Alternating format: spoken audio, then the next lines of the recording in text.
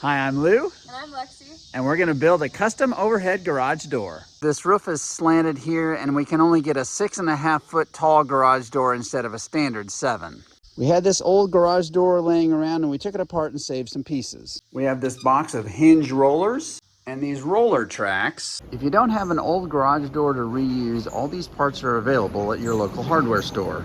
I bought some flat sheet metal and I had it custom bent into this trough shape. So we built 2x4 frames to go inside our metal door piece. We're putting them together like this with metal straps, and I actually cut a groove in here to make sure that it's lush. And they get screwed down like this. There's our frame inside the metal. So now we want to bend these edges over and attach them to the 2x4s, but they're kind of hard to bend a long line all at once, so we'll cut slots every so often. We've got that clamped over and we'll screw it down. So both sides are done and the ends don't have bends in them here, so we're going to use a screwdriver and tap along here to make a crease. I cut the corners so it's sort of like gift wrapping, and this piece comes up.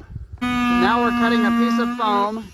The foam panel is in and we'll hold it in with great stuff. That's all dried and now we're cutting off the excess foam. Old doors off. 4 panels done and ready for assembly. I framed out here to make the door 9 feet wide and sheathing added. Now we're going to mount the rails, and this little bracket is going to have to come off because I want this mounted right against this wood wall to make it as close to that side as possible. There it is, mounted to the wall, and the other side is done with the standard brackets. Mounting my first roller. I'm just mounting my hinges and then setting the next panel on here. First 2 panels in place, and that's what it looks like from the inside. All 4 panels up on the inside, and I've also included the center hinges.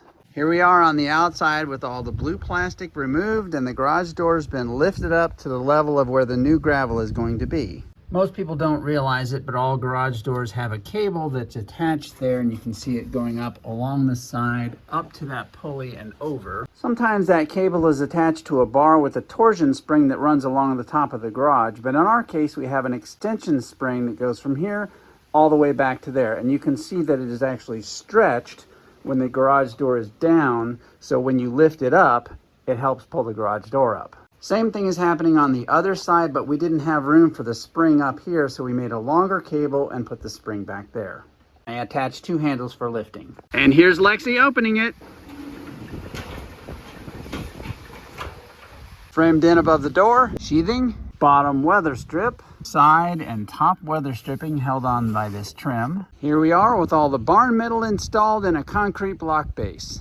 Garage door opener installed. Here it is all done and just tall enough for my pickup truck, as Lexi will demonstrate.